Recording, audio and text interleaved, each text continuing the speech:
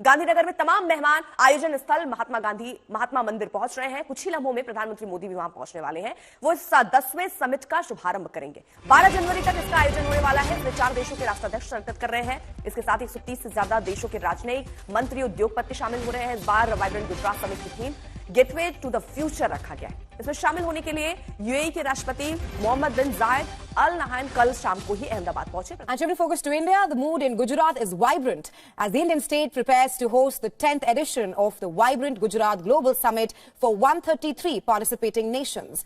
Well, on Tuesday, Prime Minister Modi led a road show in the city of Ahmedabad. Accompanying him was UAE President Mohammed bin Zayed Al Nahyan. 2000 से ज्यादा exhibitions, दुनिया भर के leaders और दुनिया भर की इन्वेस्टमेंट इस वक्त मौजूद है ग्लोबल गुजरात समिट में, वाइब्रेंट गुजरात समिट, जिसमें इस वक्त आज इंडिया के प्राइम मिनिस्टर नरेंद्र मोदी उसका इफ्तिताह कर रहे हैं। भारत के जो वजीर आज़म है नरेंद्र मोदी, वो वाइब्रेंट गुजरात समिट जो है उसके हवाले से ग्लोबल लीडर्स को वेलकम कर रहे हैं गुजरात के अंदर, जिसके लिए वो स्पेशली यूएई के प्रेसिडेंट के लिए एयरपोर्ट गए। That is something very very different. आप देखें ना, क्या पाकिस्तान जो है किसी ग्लोबल लीडर को लाहौर, कराची, क्वेटा वेलकम करता है? के साथ एक बहुत लंबा रोड शो किया। ये लंबा रोड शो सिर्फ और सिर्फ 3 हेड ऑफ स्टेट के साथ उन्होंने किया अभी तक। नंबर 1 पे जापान के शिंजो आबे साहब हैं, अमेरिका के डोनाल्ड ट्रंप साहब हैं, और ये हो गए आपके फिर यूएई के जो प्रेसिडेंट अल नाहयान हैं। इसकी ये रही इस साल के president of UAE Sheikh Mohammed bin Zayed Al Nahyan कल पहुंचे और उनका जिस तरीके से पुरतपाक इस्तकबाल किया गया है, जैसे उनको वेलकम किया गया है, वो अपनी मिसाल आप था। जब वो पहुंचे हैं एयरपोर्ट पर, उनको भारत के वजीर आजम नरेंद्र मोदी साहब खुद लेने के लिए गए। शेख जैद साहब जब आए, उनकी मुलाकातें एक्सटर्नल अफेयर मिनिस्टर से लेकर अजीब डोवल साहब तक हुई सबसे। उसके बाद हुआ क्या, उसके बाद उनको लेकर तकरीबन 15 मिनट्स तक एक रोड शो किया गया है। दोस्तों, स्वागत है आपका भारत रिएक्शन के कौन सी लेटेस्ट वीडियो में। दोस्तों, जो आज की वीडियो बहुत ज़्यादा इंपॉर्टेंट होने वाली है, क्योंकि आज की वीडियो में हम वाइब्रेंट गुजरात समिट जो हो रहा है इंडिया में, उसके बारे में बात करने वाले हैं। दरअसल जो ये समिट है वो गुजरात में हो रहा है, गांधीनगर में, और वहाँ पे मतलब भाई जितने भी बड़े बड़े देशों के सीईओ आ रखे हैं। इसमें 33 देश और 12 संगठन शामिल हैं। और इसमें बात करते हुए बहुत बड़ी बड़ी कंपनी के जो सीईओ हैं वो आ रखे हैं, और उसमें जो इन्वेस्टमेंट को लेकर इसमें बात की जा रही है। आपको पता आर्टिफिशियल इंटेलिजेंस होगा, साइबर सिक्योरिटी होगी, और ये बहुत सारे जो इंपॉर्टेंट टॉपिक्स हैं इनके ऊपर ये बात होगी। और मतलब जो इन्वेस्टमेंट है उसको कैसे और बढ़ाना है और कैसे नए नए प्रोजेक्ट करना है, इसमें बात होगी। और बहुत ही बड़ी बड़ी कंपनी के सीईओ आ रखे हैं। यूएई के प्रेसिडेंट भी कल आए थे, आपको पता होगा, पीएम मोदी उन्हें लेने गए थे, और उनका जो रोड शो है वो भी हुआ था। तो आप देख सकते हो कि भाई जो गुजरात है उसमें इतनी बड़ी बड़ी इन्वेस्टमेंट होने वाली है। और वाइब्रेंट गुजरात समिट से बहुत ही बड़ा, आपको पता है ये जो एडिशन है, ये 10वां एडिशन है वाइब्रेंट गुजरात समिट का। ये जब पीएम मोदी ने, जब वो चीफ मिनिस्टर थे पीएम मोदी गुजरात के, तब उन्होंने चालू किया था ये वाइब्रेंट गुजरात समिट, और आज इसका 10वां एडिशन है। और आपको पता है ये जो एडिशन है ये 12 तारीख तक चलेगा। वाइब्रेंट गुजरात समिट है और उसमें भाई बहुत बड़ी बड़ी कंपनी के सीईओ आ रखे हैं, तो बहुत ही अच्छा समिट होने वाला है। शेख जैद नरेंद्र मोदी एक रोड शो में उन्होंने हिस्सा लिया और 15 मिनट तक वो रोड पर उनका जो कारवां था वो जारी रहा, और दोनों तरफ वहां पर भारतीय लोग जो मौजूद थे उन्होंने तालियां बजाई हैं, उनके लिए स्लोगन्स जो हैं वो चलते रहे वहां पर। और इस तरीके से उनका इस्तकबाल किया गया कि शायद कभी पाकिस्तान में भी इस तरीके से यूएई के प्रेसिडेंट को वेलकम ना किया गया। लेकिन उससे पहले उनको गार्ड ऑफ ऑनर दिया गया, और हमने ये भी देखा कि उनके साथ बायलैटरल मीटिंग भी हुई, और उसके अलावा वहां पर एमओयूज भी साइन हुए। तो देखिए, ये जो एक वाइब्रेंट गुजरात समिट है, इसकी पहले हिस्ट्री थोड़ी सी आपके सामने रखते हैं, और फिर इस साल की जो 10th एडिशन है, इसके चंद बहुत ही खास पॉइंट्स, की पॉइंट्स मैं आपके सामने रखूंगी कि ये कितनी अहम है। ये नरेंद्र मोदी साहब ने उस वक्त शुरू की थी समिट, गुजरात समिट, कि जब वो चीफ मिनिस्टर थे, यानी एज ए चीफ मिनिस्टर उन्होंने इस समिट को स्टार्ट किया था।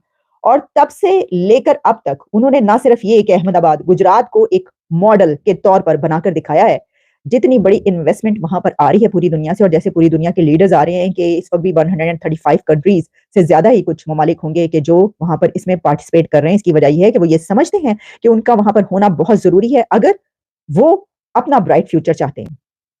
तो जो उन्होंने सफर मोदी साहब ने स्टार्ट किया था इस समिट का, जब वो चीफ मिनिस्टर थे, तब से लेकर अब तक, अब उन्होंने इसको करके दिखाया है, मनवा कर दिखा दिया।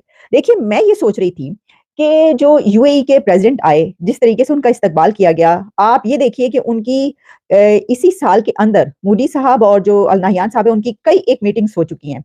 और अभी आप देखेंगे कि कुछ दिन के बाद मोदी साहब जाएंगे यूएई में और वहां पर वो उनके साथ एक मंदिर का इफ्तिताह करेंगे। वो भी हमें नजर आएगा, उसके ऊपर हम आने वाले दिनों में बात करेंगे। लेकिन अभी हम बात करते हैं समिट की। तो मुझे ऐसा महसूस हुआ कि ये तो हमारे दोस्त थे, पाकिस्तान के दोस्त थे ना, यानी पाकिस्तान के दोस्त हैं यूएई, सऊदी अरेबिया, टर्की। हम जब इन कंट्रीज का नाम लेते हैं हम कहते हैं मुस्लिम उम्मा, हम कहते हैं ये तो हमेशा से बरादराना ताल्लुकात, मुस्लिम उम्मा, पाकिस्तान इनका बड़ा गहरा दोस्त, ये पाकिस्तान के बड़े गहरे दोस्त, हमेशा से यही सुनते चले आ रहे हैं और ऐसे ही है। लेकिन देखिए जो वो दोस्ती है ना, वो है कि एक कर्ज लेते हैं। मान साहब इंडिया के साथ मिलकर के, इजराइल के साथ मिलकर के कनेक्टिविटी का रोड बना रहे हैं चाइना के अगेंस्ट में, जो आपका यार है। ये बात दोबारा दोहराने की है, लेकिन इसको जितनी पटल पे दोहराया जाए उतना कम है। आज मैं उस दिन हमारे परम प्रिय मुजफ्फर भाई के साथ बात कर रहा था। कौमी जबान उर्दू, मादरी जबान पंजाबी, कॉन्स्टिट्यूशनल जबान अरबी, काम करने के लिए ऑफिशियल लैंग्वेज इंग्लिश। आर्टिकल 31 कहता है कॉन्स्टिट्यूशन ऑफ पाकिस्तान अरबी को लैंग्वा फ्रांका बनाएंगे। आर्टिकल 251 कॉन्स्टिट्यूशन ऑफ पाकिस्तान कहता है कि हम अंग्रेजी को, उर्दू और अंग्रेजी को नेशनल लैंग्वेज बनाएंगे। अगर आर्टिकल 251 में उर्दू और इंग्लिश को नेशनल लैंग्वेज बना रहे हो और इंग्लिश तब तक काम करेगी जब तक उर्दू है, तो फिर ये अरबी कौन सी लैंग्वेज है? एक और ऐड कर लें भाई इसमें, हमारा जो नेशनल एंथम है फारसी में। हाँ, वो मैं आने वाला था कि देखिए कंफ्यूजन। हमें उसका मतलब ही नहीं पता, कि किसी को उसका मतलब का नहीं पता कि हम पढ़ के आ रहे हैं। फिर शुक्र करेंगे चाइना की जुबान यहाँ पे नहीं बोली जा रही, वरना वो भी बोली जाएगी। आप प्राउडली बोलते हो चाइना लिखा जाएगा। आपको अपना हर चीज से नफरत है। मैं इसी पे रिसर्च कर रहा था उस दिन जो हमारी बातचीत हुई थी, तो मैंने जब बोला था कि भाई आपकी कौमी जबान जो है उर्दू है और आपका जो नेशनल एंथम है वो फारसी है, और आपका कॉन्स्टिट्यूशन कहता है कि हम सबका लैंग्वेज अरबी बना देंगे, और 251 कहता है कि उर्दू सिखा देंगे, पंजाबियों को उर्दू सिखा दोगे, और उसके बाद कह रहे हो कि गाना तुम फारसी में गाओ, और उसके बाद कह रहे हो कि लेकिन सीखो अरबी मुसलमान बनना है। तो उर्दू सीखने से वो मुसलमान कम पढ़ रहा था कि अरबी बेचारे के ऊपर आपने लाद दी। और इंग्लिश में पढ़ाई करो, क्योंकि कॉन्स्टिट्यूशन आपका ये इंग्लिश में लिखा हुआ है। जो आपकी ऑफिशियल लैंग्वेज है वो इंग्लिश है और उर्दू है। आपकी ऑफिशियल लैंग्वेज इंग्लिश और उर्दू है। आपका कौमी जबान जो है वो फारसी है, बिकॉज कौमी तराना उसमें है। आपकी जो मजहबी जबान है वो अरबी है। आप कौन हो भाई? पंजाबी के अलावा आप सब हो। ये है आपका अपनी जमीन से नफरत, क्योंकि ढूंढ रहे हो आप क्या चीज से हम अलग बन जाए इनसे। पंजाबी बोलना बुरी बात है, पंजाबी बोलना एंटी नेशनलिज्म है पाकिस्तान में। और फिर मैं ये कहूंगा कि उर्दू बोलने वाला एंटी रिलीजन है पाकिस्तान में, क्योंकि वो अरबी नहीं बात करता है। क्योंकि कॉन्स्टिट्यूशनल मैंडेट है कि अगर आपको अच्छा मुसलमान बनना है तो अरबी सीखिए, और अगर आप अरबी नहीं जानते हैं तो आप एंटी इस्लाम है। पाकिस्तान, खैर आइए सेंस पे आते हैं। तो यूएई के जो आए, जो हमारे अल नहयान साहब प्रोग्रेसिव आदमी है, अच्छे आदमी है, गुणवान आदमी है। मोदी को गले लगाते हैं, एक हिंदू को, एक हनूद को, मूर्ति पूजक को, बुत परस्त को, उसके साथ खाना खाते हैं। वो कहते हैं मोदी का यार है, वो यूएई का सरदार है। नहीं करता, क्यों नहीं करता, क्या वजूहात हैं? और ये जो वाइब्रेंट गुजरात समिट है, what are the lessons for Pakistan from this? आप सिर्फ केमिस्ट्री चेक करें जो कि वज़ीर-ए-आज़म मोदी की और यूएई प्रेसिडेंट की है। You will see this is something very extraordinary. ये बड़े एक्स्ट्रॉर्डिनरी ताल्लुकात हैं, ये कोई मामूली, ये नॉर्मल ताल्लुकात नहीं है। What I can see and what I can talk on, ये कोई मामूली चीज़ नहीं है। पहली बात तो ये है कि जो वाइब्रेंट गुजरात समिट है, ठीक है जी, वो कहते हैं जी कि हम we are making Gujarat as a rising place, so the term is rising Gujarat. And ठीक है जी, what they are telling the world is कि हमारी जो एज पर आईएमएफ और वर्ल्ड इकोनॉमिक जो आउटलुक है, आईएमएफ की वर्ल्ड इकोनॉमिक आउटलुक है, हमारी जो हमें इंडिया को यानी कि is being considered as a one of the fastest growing major economies, जो कि 6.3% पे ग्रो करेगी। This is what the international monetary fund कहता है, जो अपनी ग्लोबल वर्ल्ड इकोनॉमिक आउटलुक के हवाले से। और इस हवाले से प्राइम मिनिस्टर मोदी देखें, गुजरात एंड यूपी ये दो स्टेट्स हैं जिनको वो बहुत ज़्यादा उठा रहे हैं, and they want to tell the other Indian audience that look these models, इन मॉडल्स को देखें और हम देखें कैसे काम कर रहे हैं। गुजरात को भी हमने उठाया, यूपी को भी हम उठा रहे हैं, और दोनों जगह के ऊपर ख़ास तौर पे बीजेपी एंड आरएसएस के स्ट्रॉन्ग लोग बैठे हुए हैं।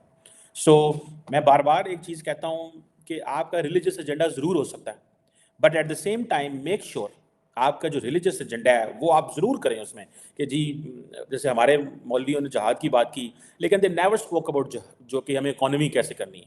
उन्होंने इस चीज़ पर, नरेंद्र मोदी बेशक is making India a Hindu India. If the people of India want it, let it be.